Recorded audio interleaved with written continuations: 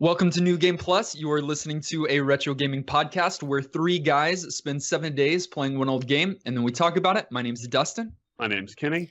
My name is Nolan.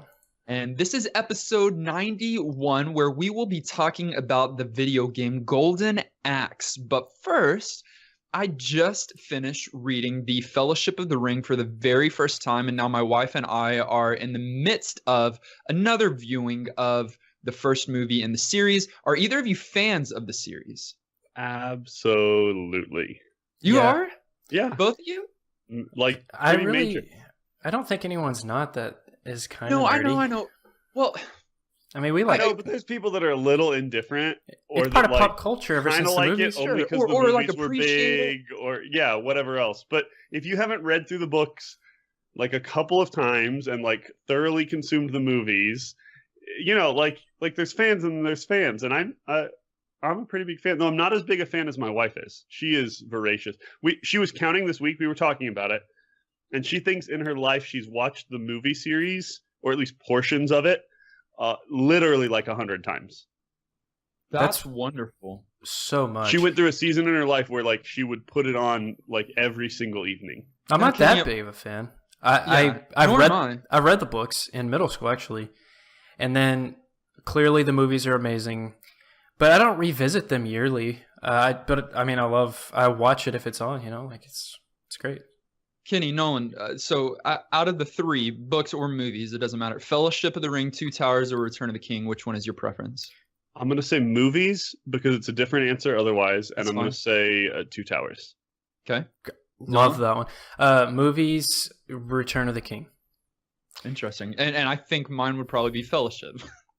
So, Well, look at us. By our powers combined. but I'm reading through them again, watching through them again after I finish each book, so I'll have a better, more informed Yeah. opinion in the next month. Or I think something. book So- one is my favorite out of all of them.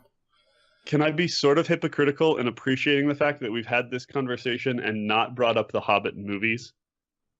You We- did just now. Why would we I even know, talk about That's why I that? said it was hypocritical. Okay, then let's proceed as we Wow. should. Not even a And pretend that freaking never thing. exactly. All right, final I question like that. in our intro talk about random things section.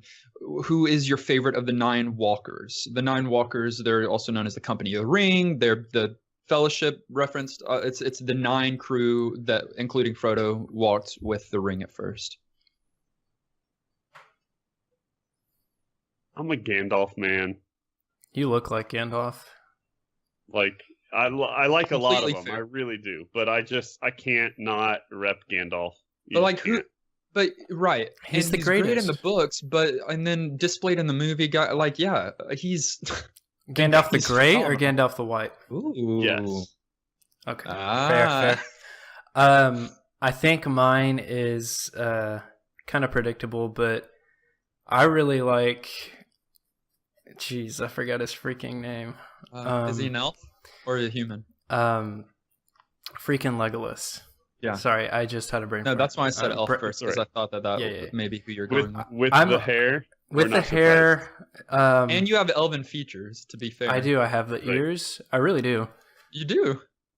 They're kind of pointy. You're related. I can see very far. Actually, I have like terrible vision. Yeah. Like my wife puts my glasses on and she's like, "How do you live?" But yeah, I'm always the elf guy in anything. That's fair. And then I like Strider, or more people know him as Aragorn. The king. He's sorry. spoiler freaking alert. Ruin the movies for everyone. Yeah. He's cool in the movies, but he's even cooler in the books, He is, and yeah. he is Absolutely. absolutely amazing. Could have gone with all of the nine are incredible. The other hobbits that travel along. You've got the other human Boromir, who gets a slightly bad rap in the movies, and is a lot Boromir. more of a solid man in the books. But you should be able to relate with him. I can at least. And then obviously you've got Gimli, the dwarf. And so that's the cast of nine. Great. I could have easily gone so many different routes here. Obviously, I could have done Gimli, dwarf, Gilius route. I could have gone off of you, Kenny, and gone Gandalf, wizard, cast magic, so do our game's protagonists. I could have gone that route. I even thought about doing maybe like the quest for the one ring to rule them all versus the quest for the one axe to save them all. I didn't do any of that. No, you actually already said the game's name, and so you kind of shot yourself in the foot this time. Yeah, I had so many chances, and I missed my golden opportunity. Oh my goodness. Nolan, next time you see Dustin, you need to channel Legolas a little and put an arrow through his eye socket. That was so terrible. No, it's not. And can we are almost 100 episodes in. At some point, we're just going to move on after the segue. I don't know if we ever have. Unless... No, if you fully deliver, I'll accept it. Listen, they're called segues because you get on them, you lean forward, and it takes you to the next place. So let's do that. But then you look on YouTube and you see how many like fail compilations there are of segues where they just like go really fast into the wall. Right, and sometimes it's going to be that, but then you just go right to the next clip, which we're doing now in overview. So Golden Axe, if you're not familiar, started off as a classic late 80s Sega title that came out originally as an arcade game. And as lots of the popular arcade games then migrated from the arcade universe over to the home console universe and got releases on the early consoles of the time, Sega Genesis, Master System, and then later got to show up in some other things as well because it was pretty popular. Unsurprisingly, with a name like Golden Axe, it is a kind of high fantasy, though in this case, think sort of Conan the Barbarian themed high fantasy, not sort of classic high fantasy, though there's lots of overlap there. Yeah, and also think game, like high fantasy. High fantasy. Like blazing. We got it. Like 420 YOLO swaggin'. All right, I'm glad I didn't know you as a middle schooler, Dustin. Because I smoked a lot of weed in middle school. No, I just feel like I wouldn't have liked you as a teenager. Don't worry, the feeling's mutual. No, you wouldn't have hung out with me at all.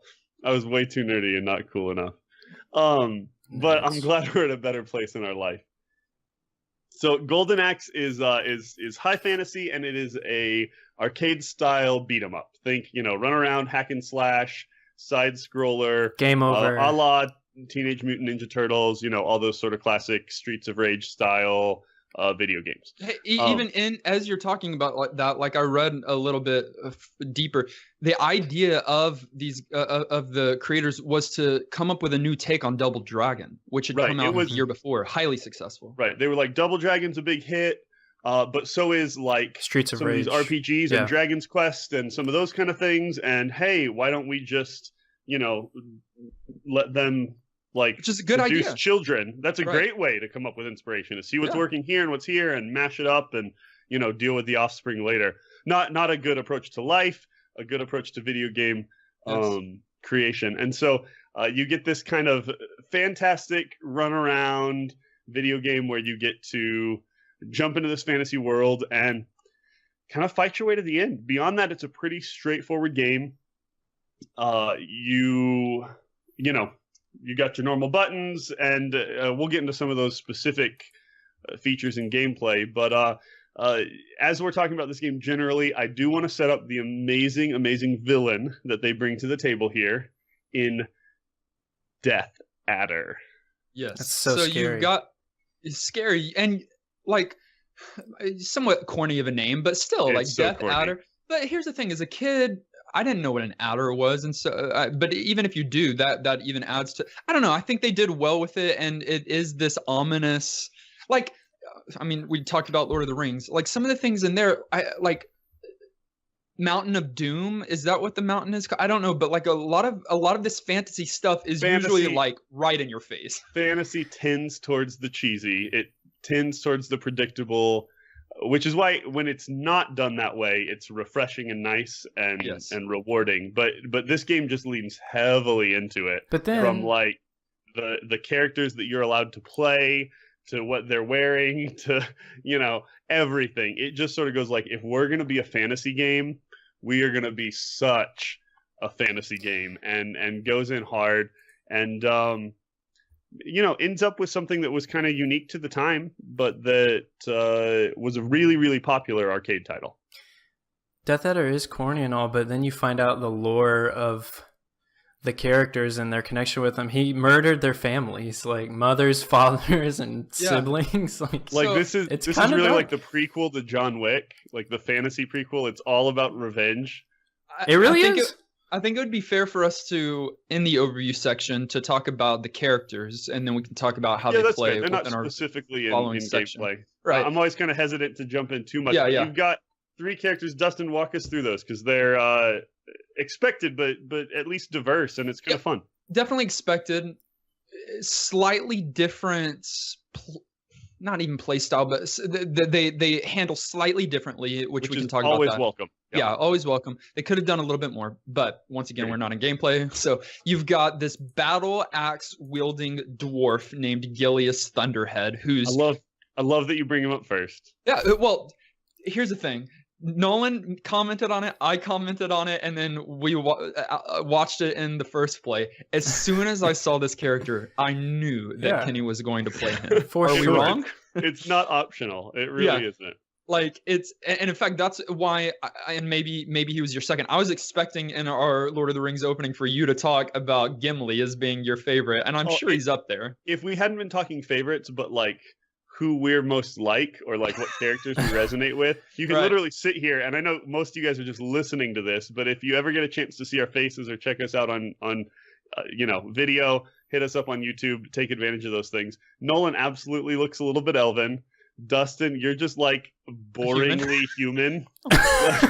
But not like boring. He's saying like so many things. If we're in middle school, we're not friends. And I know there is infinite shade being thrown here. And then he got this new hat, and he's like, who is this dude? Beard. I'm feeling sassy today. Yeah. The big old beard is such a like dwarven kind of thing, and so and we're always in competition. That's who I chose to play. That's very true. We kind of don't like each other. Everything we've said is very true. So Gilius's twin brother has been killed by Death Adder, so he's out for revenge. You've got this topless, underwear-wearing, two-handed, broadsword-wielding male barbarian named Axe Battler. And who doesn't battle with an axe. He uses a sword. Yeah, that's His a little name is Axe Battler, and then he doesn't have an axe. Should be called Axe Sworder. Yeah. Ouch. No. That is actually an instant. I can't give this game my vote for New Game Plus status if you do something like that. That choice. I think his revenge line is slightly different depending on which version of the game you played, but either his friend or his mother was killed by the Death Adder. And then you've got this Amazonian kind of like typical fantasy female armor donning, which just means like bra and panties. Bathing suit that somehow protects you from enemy swords. Right. Yeah. Instant pick. Female. And this is Nolan's instant pick. Longsword wielding lady named Tyris Flare. And her parents were killed by Tyris. Okay, that's probably more accurate. Her parents were slaughtered by the Death Adder. Sucks. And really Death Adder's causing a whole bunch of other havoc as well, and you got to go get the golden axe back from him and save the kingdom, rescue the king and the princess, and ultimately achieve immortality for yourself. Typical fantasy stuff. And by the way, Gilius already has a golden axe, so I don't know what they're looking for. But it's not the golden axe. Well, he's just not telling anyone that it's the real one. He's just like, we'll find it. So did you guys have a favorite? I mean, we already know who my favorite is, so... Yeah. Clearly, I played Gilius, and if you want a sneak peek of that, become a patron. You'll get access to things like our first plays. I played through a little bit of Gilius and had a fun time playing this game this week. But I want to hear about you guys' favorite characters. Who you played the most this week? I mean, I came into it prepared to hate Gilius. I didn't want to really play him, but so I thought I'd actually like the girl character. I don't usually go for like the big buff like sword dudes, but ended up really, really liking Gilius. He's actually my favorite character play style wise, and like just he's hilarious because like the other two characters are all like buff and glamorous and like I'm so strong, and Gilius is all comfortable in his little dwarven skin, just got his little axe going around. And I mean, I played my first playthrough with Gilius, and then I gave some equal treatment to the other two as well. But the other two, to me, I mean, are just this slightly boring model that looks like all the other fantasy models of this time. And then you've got Gilius, is just this. He's just chilling. He's just cool. Little short guy. He is great, and I like his like fight animations when he like tosses people and his charge, and even how his magic looks is cool. I do have to say, if I were to go back and play this game a lot more, I would put my direction towards the towards our Amazonian woman, Tyris. I'm afraid I'm gonna pronounce that wrong. Yeah, just because I like the characters who focus on magic as well. And she tended to have a lot more utility with her magic spells and some really, really cool looking ones.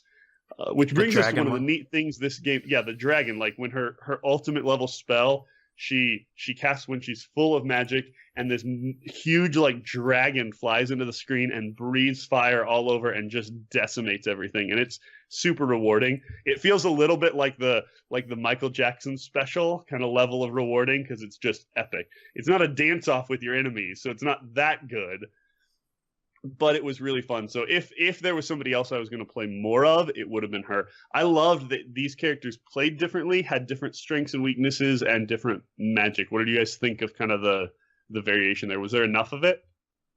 The male barbarian is kind of balanced, and it didn't seem like he was strong on either one. Kind of just a normal reach, normal magic power and ability. Didn't do anything. I think that our axe wielding dwarf had the longest reach by far, which was nice for me, and that's what I enjoyed, because anytime that I would get overwhelmed by enemies, they would work me until I lose a bar of health. Like it's hard to escape their attacks. Yeah. After Very they punishing. start. And so to keep things away from me as much as possible was great. And you know me, I'm also like, I like to conserve any kind of items or magic pots that I get. So if I'm playing the girl who's strong in magic, I don't want to use them, because I'm thinking in just a few moments I would wish that I had my magic abilities. Yeah. Which is not a way to play this, because you can get refilled regularly. But so I still liked just the longer reach of the dwarf over those other preferences. Yeah, I felt the same thing. The axe battler was pretty boring to me. I just prefer Gilius's playstyle. The girl had a really good dash attack, so you, besides just swinging your sword, you also have like little dashes that you can do to like bump enemies off of the almost said vehicles, the animals that they're riding. And that's actually a really useful part of playing this game, at least for me it was, because you can't just sit there and like stay in the corner and swing and expect to make progress. So yeah, Gilius he actually felt more well-rounded to me. So yeah. But like just having the option, I guess, is good. Like I think they could have done it a little better, but I do like having 3 different styles of play, like not only just like character models, but like things to consider while playing them. So yeah, where it has an effect on gameplay. Yeah, and it's not just a selection of things. Let's talk about the attacks, because we've mentioned them in passing just a few times. So for all characters, they work the same, but then there's slight differences. And so from what I gather, you've got jump and you've got attack. Those are your 2 buttons. Think, once again, this originated in the arcade. So you've got your normal attack, swing, and then you've got jump. Now you can jump first and then slash. So it's slash while you're in the air, and there's a different animation for that, and I believe probably a different power in the attack as well. You can press both the jump and the attack button at the same time, which is really cool, and it attacks behind you. Different animation for each character. Our dwarf rolls over and then attacks the other side, which is sick. Yeah, so it's cool. And then, useful. Like you need that in a game where you tend to get surrounded. Really, turning back and forth and having something where you can cover your 6 just by hitting the buttons correctly is really beneficial. Yeah. And then as Nolan mentioned, which just is a savior and really can be taken advantage of, is the double tap direction to run, and then the attack button to lunge towards your enemy. And I believe Tyris, that dash is huge, does a jump kick, and hers is hard to miss. Hers is really good. like a huge box. Yeah, her hitbox is great. But for all of them, it's very, very useful because every single time if the hit connects, it puts your enemy on their back. So it gives you some time to then run and dash and hit the other person on the other side of the screen. Right, and moves you away from some kind of threat. Like I would use it sometimes just to reposition myself on the screen, because this is one of those that if you're not careful about where you're placed on the screen and where enemies are, and we mentioned this, but if you get surrounded, you are going to get punished. So it's as much about sort of thinking ahead and making sure your positioning is correct as anything else. Yeah. And then Dustin, you sort of mentioned it, but didn't explicitly mention it. There was one move that I didn't start learning until later in the week as I was actually reading up on some of the game. You don't really feel it naturally. That is a jump, and then once you're at the top of your jump, you attack. And it attacks differently, like the enemies almost directly below you. And most of the weaker enemies, it will actually like one hit them. It's the strongest like regular non-magic attack you can perform. I didn't know. I didn't even realize and one that you wouldn't discover sort of naturally without, either stumbling upon it accidentally or reading or watching somebody else play the game. And so super simple, 2 buttons, 3 buttons, I guess technically because magic. Yeah. But they put lots of complexity in there. Combos, you can throw enemies. They use the few buttons that you have very, very well. And the combo thing took me a while to figure out. I thought it was random at first because I really was mashing a lot. But it turns out it's actually like distance based. Like how far you are away from the enemy, whether you throw them. If you're really close to them, you'll do the throw. If you're kind of close, kick. So there's not a whole lot of strategy in that unless you're trying to get out of a corner. Maybe the throw would help. So like I do like the simplicity. There's 3 buttons to worry about, and then you can kind of just it's up to the player to how they want to manage it. The problem that I had with the whole system was the hitboxes being atrocious, unexpectedly bad for this game, and it actually. For Gilius, I didn't really run into it as much, and certainly not on Tyris's dash. But when you're just swinging the sword with Axe Battler, you're missing. Like it's bad. I had a lot of trouble with that. In my opinion, it's not the hitboxes; it's the in these arcade games where you've got these different go lanes, up and down on this. You've got these different like dimension of what's above you or north or whatever, and so I think that is hard to gauge. And that's relatively consistent throughout these games for me. Yeah, that's the genre. I think. Like I think we're on the same plane and we're not, but this one, it is noticeably more. Noticeably worse than maybe somebody else. That might be what I'm feeling. I mean, I know exactly what you're talking about, the lanes, whatever, going up and down. But take Streets of Rage, for instance, just that game itself, I don't know. I feel like it just has a better visual representation of how your hits are connecting. And I don't know. I just had a lot of whiffs in this one, and then I'd get punished by just like getting dashed at or something. That matters. It was nice so that you could jump in and just spam buttons if you didn't know what you were doing and do okay, but that there literally were things to learn, and so that you could achieve, if you played this game more, some level of mastery. That you can learn the more difficult moves and enemy placement and really become better at this game. There's some of these games that either like you're getting through or you're not, and it's sort of binary one or the other. This one really felt like something that you could learn to manipulate and learn skills, and it could matter, and I appreciate that. So you're most likely going to be playing this game on a console edition or on the computer at this point. And so with that, you're going to be given a few options when you come into the game. First of all, you're set up with a 1 or 2 player start, which immediately lets you know, awesome. I can play this with a friend. Yeah. Yep. Always great good. idea. And then you've got an arcade option, you've got a beginner option, and you've got a dual option, which maybe we can do the reverse order here and just kind of walk through this, because we probably spent the most time in arcade, right? I mean, pretty much just played through arcade a couple of times. That was sort of the authentic feel of the game, and that's where I live. Same. Yeah. Well, did any of you try dual? Nope. I jumped in long enough to kind of see how that worked. Isn't that sort of like waves of enemies, right?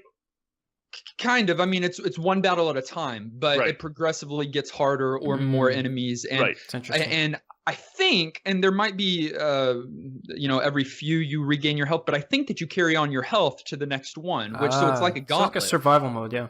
And was actually pretty cool. I at least wanted to try some of these settings, went and tried duel, and after I had gotten a hang of the game, and then it was kind of fun to see how far into it you could get. Yeah. No, having another mode like that is always welcome, especially when it's engaging and challenging. And then I tried beginner after I'd already played the arcade, so I'd already kind of mastered some of the abilities and handling. And beginner is it's either some of the intro stages. Well, it is, but it stops. You only play like 2 stages. Okay. And the enemies are easier and die quicker. Also, I think it doesn't consume all of your magic when you use it. It only consumes like a portion of it, so you can use your magic a lot more frequently. Yeah. But a really cool way for beginners to come in and learn the system without feeling punished. Yeah, absolutely. Though you don't need a ton of help here. It's a pretty straightforward game, and it's generous when you start, letting you sort of select your own level of difficulty by choosing your health meter. You can start with the just 3 bars, or you can take 4 bars, or you can take 5 bars, which is a pretty easy way to kind of just say, how challenging do you want this game to be without them having to tweak a lot of other stuff. So I thought that was a simple thing that added a little bit of challenge if you wanted it, and was a good thought. I actually like that. I think that is a brilliant option to include in a game like this.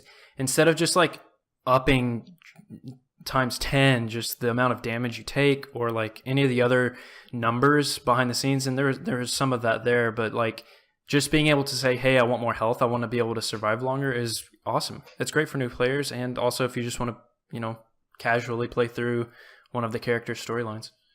Yeah, and I think it works, and it makes the arcade game that we spend the most time playing a lot more fun. Because for me, I feel like I'm a broken record on repeat, who's bad at most kinds of games, just especially in playing this in just a few days and wanting to get the fullest gamut of experiences with this, it really, really, really helps to not hit game over, but to have that extended life so that you can get through the game and still have fun doing it and still feel like it's a challenge. I think it's a great way to handle it. Because even giving continues, and it does give you some, which is a fine way of partially addressing that, because it's that whole you fell off a cliff you didn't know was a cliff, or got surrounded by enemies and just got brutally beaten down kind of vibe, because it's a sort of it's working or it's not mode.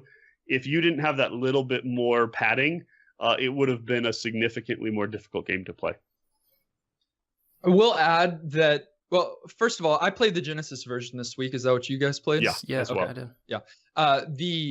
It does a few things different than the arcade. So the look is slightly different. The coloring, I mean, when you think Genesis, you're going to get some of those bright colors. You're going to get some of that slight variation there, but it's still really the same art that is used in the arcade, just a lot brighter, a lot poppier. Nice. And then it adds 1 level and a new ending to the game, which is super cool. So, especially because the game's relatively short, actually, especially but for being an arcade game. title. Oh, I know. No. You want to be able to beat it, but they want to be able to beat it after sucking in as many quarters as they can. And there's a sweet spot there, and I feel like they were a little shorter on the game than is ideal for me. I was surprised. You don't want it to be impossible. I was surprised in your first play, Kenny. You actually were approaching the end before it was over, and it was like a 12-15 minute session. Yeah, I realized that later. If I'd known I was going to get that close, I would have almost tried to have just played through the whole game straight up, and but you got a game I needed over. to learn the game a little better. I wasn't very good at first. Yeah. One of the final things I'll note here is that I just thought it was a really cool fantasy setting to traverse, because you start in the village and then things like that where Death Adder and his cronies have attacked, but some really cool fantasy things, and that you find yourself at Turtle Village, and at the end of the stage you find out that it was actually the shell of a giant turtle. Love it. Yeah. And then that even leads later to a path that is taking you to a castle, which you start to find out throughout that this is something different. And then when you get to the end, you see the head of an eagle. You've been on a giant eagle's back the whole time. And awesome. The turtle literally swims like across an ocean, and you're on the back of it, and then you end up on this giant bird that like flies you to the last part of the game, right? The final castle, and that's just so like massively epic fantasy that you can't not like it, even if it's corny. And in between stages, you get this map with a little bit of dialogue, but a map that shows you where you're going to next. And those kind of elements in an arcade game where you usually don't get much story, and they could definitely give way too much story, which you can't do in an arcade type game. But in this kind of game where they give some kind of padding, some kind of narrative there, even if it's kind of corny and very typical high fantasy, it adds something that makes it, for me, who's really big on story and doesn't get that much in arcade, it makes me more interested in that. It didn't have a lot of it, but it kind of sprinkled some on. Just, it didn't forget that you wanted some broader setting as you were going in and mashing buttons. Let's move into age. Yeah. All right. So set the scene here when we're talking about the age. So Golden Axe was very early on in the Genesis lifespan. So we all play the Genesis. I'll just keep it in that tone for now. The Genesis came out in '89 in America, and so did this game. So this was actually early on for the Genesis. And very much feels like a port of an older game. When you see later some of the things that was done with the Genesis, when it was really kind of living up to its potential, sure, I thought this game fell kind of short of that. Well, I agree and disagree. So Dustin mentioned that you usually get those bright colors popping with the Genesis and that, beautiful backgrounds. Graphics in this were great. I love the detail. However, this was one of the darker looking, at least, Genesis titles, and it kind of it added on to that dark fantasy setup that they gave you with Death Adder. I actually thought, and whether that was intentional or not, like you said, they obviously hit a stride, or Sega hit a stride with how they're designing like Sonic the Hedgehog and some of the other bright games. But being that early on this console, I honestly thought that this was pulled off really well in that aspect. It fit the tone. I thought they did a good job with the visuals. On the flip side of that coin, though, I had some major beef with some of the stuff they did on the audio front. Really? Yeah, some of the really annoying death cry scream. Oh, dude, you're talking enemies. About so voice like effects. All the audio, not just music, but music and sound effects. The whole package of audio. See, those are two separate things. Right. That's sound let's talk design. about them separately then first. Let's talk about the sound effects first. The voices. That's what all I right, was hating on mostly. Listen, those voices are actually imported to the game from movies. Conan the Barbarian. For real? Yes, that death scream that sounds like hell is from a movie. It's pixelated from Conan. And like all those like gory movies of the 80s, the designer of the game, the guy, the audio's ripped. You can go watch it on YouTube. It will show you the clip from the game, and it will show you the clip from the movie, and it's the same. It's the best thing ever. And I bet he never got sued or anything. No. I miss those days. That explains a lot of things. So voice effects are absolutely awful with the screams. You've got a few voice effects here and there when the townspeople or the children are running by. Which did you slash at them every single time out of panic? Yes. Oh, yeah. A whole group of stuff just suddenly running at you. Oh, dude. Absolutely. It reminded me of those police shooter games where you like aren't supposed to shoot the civilians. I shot them every time. I wish that there was some kind of animation they added where if you do, you just lob the head off of some young girl or something like that. Yeah. But these kids are running at you after you just wiped out so many enemies, and you're gonna panic attack them every time. But they even have this terrible voice kind of animation. But in my opinion, the music is once again, it's repetitious. That's what you get in arcade, but it's really catchy fantasy music. For sure. I loved it. And the little map in between level screens, I love that little, it's so simple and it can get annoying because it's very high pitched. But I love that little chime. And then I really did like the music, Kenny. I don't know. I thought it was good. Yeah, I was definitely more complaining sound effects than I was music. Okay, that's fair. Repetitious, some of the normal things, but it sounded like video game, and it wasn't like they didn't put in any effort. I'd bob my head and kind of get into it. So they did a good job with it. So in regards to difficulty, because with arcade games you can get difficulty, with these early console games you can get difficulty, and you get some difficulty in this game, you really do. But I think that is significantly overcome and completely met head on by adding life so that in the options menu you can go to 5 instead of 3. I think for me that solved the issue. The game was still hard after I kind of mastered the abilities and knew, how to dodge some, because you can't block, but you can kind of move out of the way some on the planes. It was still hard. I still lost life and died, but I had five health each time instead of 3, and that really just smoothed over that issue that can be typically felt in the age of these games. The series as a whole is somewhat of a Frankenstein. Like, I don't even know how to describe it. There are sequels, but then there's like spin-off games. Like Golden Axe Warrior is a spin-off game that is actually a Zelda clone that looks really fun. And I had no clue about it. I don't know if it was released in the US or not. But they just kind of went in like 4 different directions. There's a fighting game called Golden Axe Duel, which I'm assuming they get from that mode that you're talking about, Dustin. That looks kind of bad. Man, and apparently Golden Axe 2 was not released in the US, but Golden Axe 3 was really good. So like, this game to me feels like with the best out of the franchise, and I think a lot of people would agree. And we always talk with Kenny about sequels being, I'm always hyped for sequels, and didn't actually do any research this time, but was still hyped because, and maybe it's just my memory not remembering how bad old graphics were. But I talked in previous episodes about being excited for this game because I'd played it in arcades as a kid. And then this week, when I saw how kind of basic the graphics and gameplay were, I went, oh, maybe I played Golden Axe 2 or Golden Axe 3. Like, not that this was a bad game, but I was just expecting an even better, even prettier game than what we got. I think fans were upset with Golden Axe 2 for being Golden Axe 1. They were just, it was the same game almost. It just felt and like pretty much the same. In this case, I want to say that Golden Axe 1 is the one. Like, it's may the be game, the iconic title, and I don't know the rest of them well enough to say, but that wouldn't surprise me. Apparently, Sega didn't really think it was going to be great in the arcade. Turns out, killed. So they ported it to the Mega Drive to try and sell consoles, and I guess it worked. I mean, we have Sonic.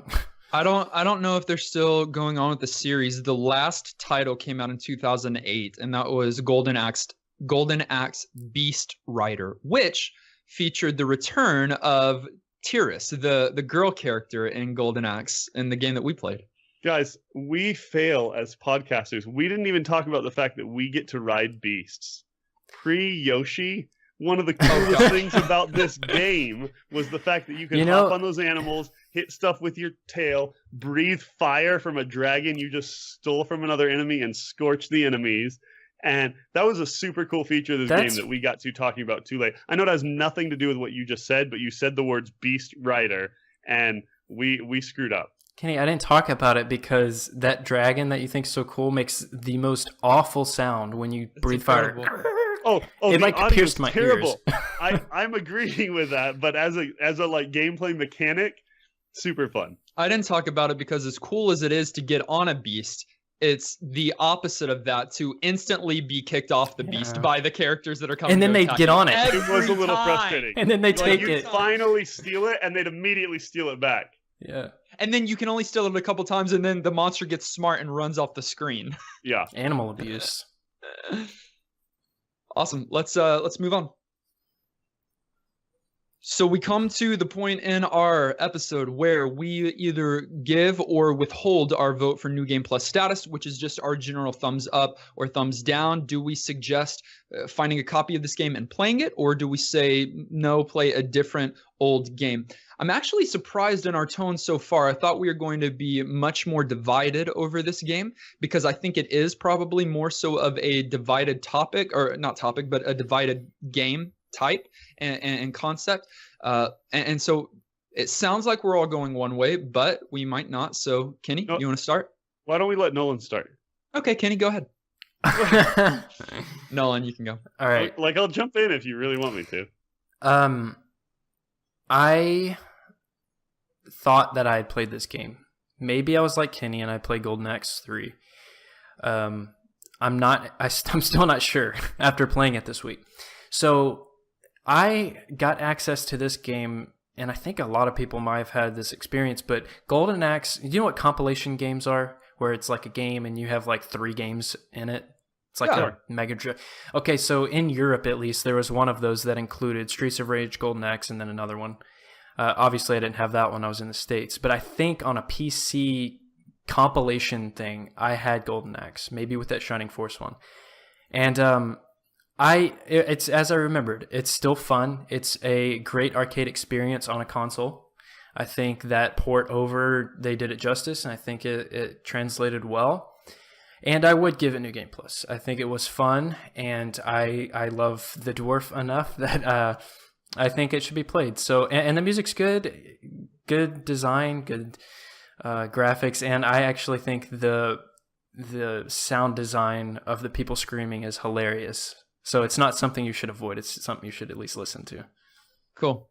One yes, Kenny? Yeah, I've had a lot of fun talking about this game, but Dustin, I was more in that category that you were afraid we were going to be in. I don't think this game aged super well.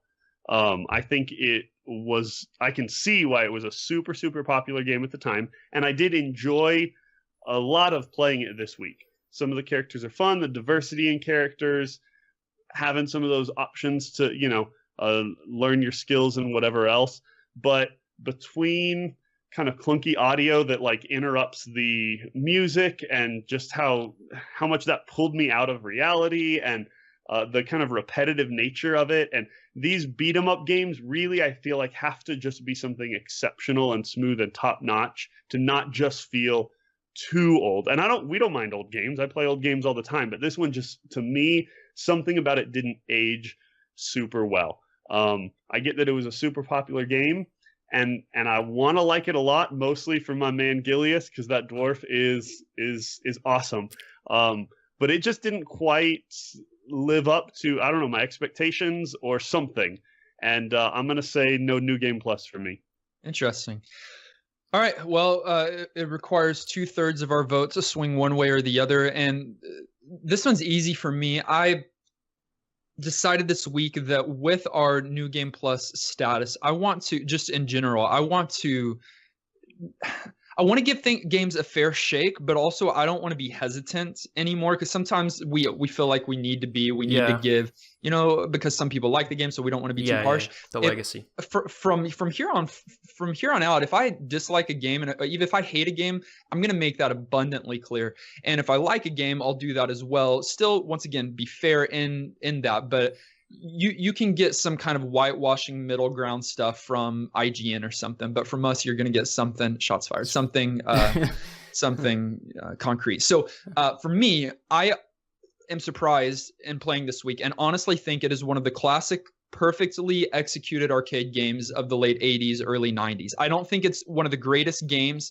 I think it's obviously got some flaws, but it's what you want when you go to the arcade with a friend. And I think it is the perfect length. Kenny, you thought it was a little bit short, maybe, but I would prefer better than being way too long. Yeah, better than being way too long. I think it is the correct level of difficulty where it's hard, but with the console versions, at least, you've got an option to make it a little bit easier. I think you've got a few different character options, which also add a slightly different way that you play the game. So yeah, I do give this my vote for New Game Plus status, which means that's 2 out of 3, and Golden Axe is New Game Plus approved.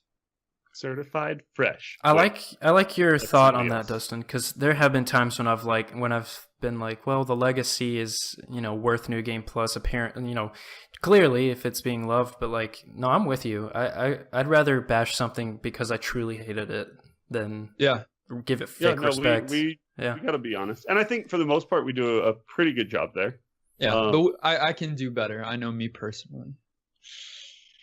We got some commentaries and thoughts from some of our loyal viewers this week. Jan wrote in and said, "Hi guys, I'm on a holiday right now, but still wanted to add my 2 cents because I played this game multiplayer to the end only a few weeks ago. This is one of my favorite games, and I play it every so often. The first time I played it was on a PC. Now I sometimes play it with a mate. Takes about an hour, maybe less, to finish the game. It's one of the best multiplayer games on the Mega Drive, and if you play the arcade version on an emulator, you can use an unlimited number of credits. I like the simplicity of the character moves coupled with the ability to weaken bosses by casting magic spells. The game is challenging, but not too challenging. All of this adds up to a great game, and I would definitely give it my vote for New Game Plus. I hope you do too. Very nice. We gave it our vote, Jan. Kenny did not, so if you want to email him or hate him forever, feel free to it was a fun game. I'm okay with how it turned out. It's not. I'm not going to give you guys a hard time. Wishy-washy. Yeah, you wishy-washy. Stay I'm hard not wishy-washy when I disagree with how wrong you guys are, and sometimes you're wrong. With your sorting hat. All right. Antonin wrote in and he said, "This game has been such a horribly frustrating experience." Well, you must agree with Kenny. The multi-track arcade-style fighting environment sucked. I could not, at any point, figure out if I was going to actually hit the enemy or not. And most of the time, the answer was not. I found the controls really clunky and the fighting system confusing. Is there a way to block attacks? It didn't seem like it, but the enemies were somehow able to do it. Were there different kinds of attacks? Maybe, but who knows? Just press attack and hope the game lands a good blow on the enemy. I hope you all had a better experience than I did, but honestly, I found this game just a waste of time, and I wish I had not paid to buy it. I liked the graphics, I liked the concept, but hey, everyone on Discord seems to be excited about it, and it's definitely not my cup of tea. Anton, I think we felt the same about some of those hitbox issues, and I think the answer lies in just spending more time with the game. I really did have to play it a lot this week because I wanted to play all 3 playthroughs, and I really did get better. I think it's just like a muscle memory type of thing, and you kind of figure out the game, so yeah. Thanks for your email. And then finally, we got an email from Bill. I'm not saying it. Hey, Bill. I started off as a character I'm most related to, the big beefy warrior guy. Him and I look very similar. Oh, gosh. Not because I'm muscular or attractive, but because I'm tall and white. So we're basically twins. That's fair. I also have one more thing in common with him. If I were to battle the forces of evil, I'd likely get the snot beat out of me just as much as him. This game was hard, and without an instruction manual, it took me a while to realize that there were extra moves that you could do. It seemed that easy mode on this game was just dash attacking everything you could, which was a trick I learned back when I played the game in the arcade. I got fed up with the game, and I had Golden Axe 2 and 3 available to me, so I just played those. 2 is garbage. 3 was really good. Yeah. I'd like you guys to put it on the list if it isn't already. I think you'll enjoy it. I also enjoyed watching Kenny's first play, and I'm glad to see that you're uploading all your episodes on YouTube. Very handy to have those around. Keep up the good work. Thank you, Bill. We like that too. Appreciate the shout out. And definitely we'll add Golden Axe 3 to the Retro Master list. Yeah, and you know you're getting an email from another content creator when he slips in some things that we would love to announce, and he does it for us. Absolutely. Check out our YouTube. You get all the backlog podcast episodes, and it's a great way to connect with that content or to share it with somebody who wouldn't listen to a podcast normally. Yeah, for sure. And do subscribe there because we've mentioned the first place several times and they get posted there. So if you want to see those when they go live to get a feel of the game of the week, then that's a great way to do it. And if you're listening to this audio episode and I've mentioned Kenny's sorting hat that he's wearing right now a few times, you can only imagine that in your head. But if you come on Wednesday to our YouTube channel, you will usually see a VOD of the episode and you will be able to see Kenny's hat in all of its Harry Potter glory. Yeah. Yeah. It is time. Kenny doesn't even know what that's referencing. I know. Wait, what? Well, I'll tell you later. All right. Okay. So it is time to randomly select a new old game that we'll be playing for the next 7 days, but it's slightly different this time. Because this week is... But you don't want me to say it? Dustin, no, I definitely do, just not like that. Okay. Yeah. This week is... no, we occasionally like to say a special thank you to our supporters, our patrons, by giving them a little bit of input into what we play, and we call those weeks our Patreon pools, where all of our Patreon supporters who are at a certain level or above get to vote on some games they would like included on a smaller, more select list, which makes the odds of their game go up slightly. And so that is one of those weeks. So we're pulling from games specifically suggested by our supporters. And it's not slightly at all. This will make their game, like this list is brought down from a couple hundred to It could be up to 30, as we've got 15 or so at that level. But with the duplicates and with some people that just don't check in regularly to add their game, it's even less than that. So we've got a few games on here. We've got like Bionic Commando for the Nintendo. We've got Tetris. Ooh. We've got Final Fantasy Mystic Quest, and we've got 6 Toe Jam and Earls. It got voted for like numerous times. Listen, It did. I must have missed the conversation in Discord or something. What's all this Toe Jam and Earl love? Yeah, you missed all of the conversations in Discord. Toe Jam and Earl is something that a patron regularly has put into the patron pool. Like every time we've done a Patreon pool, he's submitted Toe Jam and Earl, and it's never been selected. And he's not in our Discord, so we can't talk about it or laugh about it. So a lot of our viewers, our patrons this week, decided to band together and give one of their submissions as Toe Jam and Earl for this guy that's kind of just on the outskirts. In honor of our faithful Toe Jam and Earl patron supporter. If it doesn't get picked, I mean, that's definitely gonna hurt this guy big time. It is. It's gonna be really sad because they can't do it again, right? Unless they band together and they're like, all of our submissions, all of our votes, every vote for Toe Jam and Earl. One troll is gonna put forward like Home Improvement, and we're gonna play that game instead. Maddie. Yeah. All right. So out of that short, cold list of games, we are going to randomly select what game we're going to be playing for the next 7 days, and it is.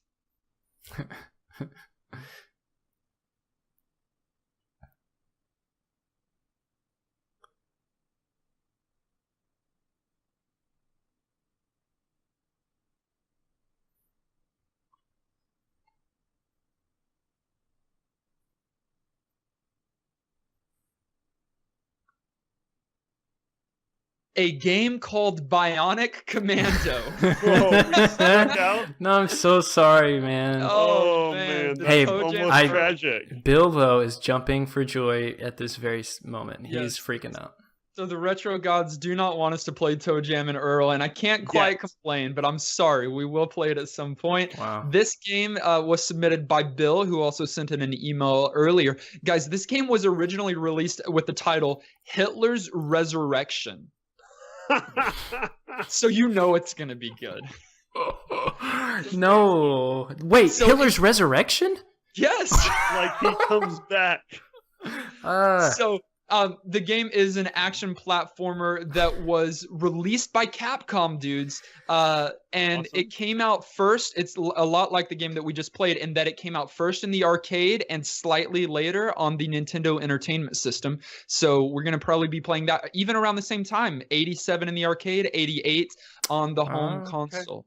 So fun. Yeah, it's going to be fun. It's not Toe Jam and Earl, but it is Hitler's Revenge. Commando. Make sure you do meet up with us on social media this week. You can do so at Twitter and Facebook. That's NGP Podcast. You can listen to us directly on iTunes, SoundCloud, Stitcher, Google Music, or any other podcast provider of your choice. Make sure to subscribe so that you are the first to get new NGP episodes. YouTube.com and then if search. You've never heard of it. It's our new website for videos. You can search for New Game Plus Podcast, and you can find us on there.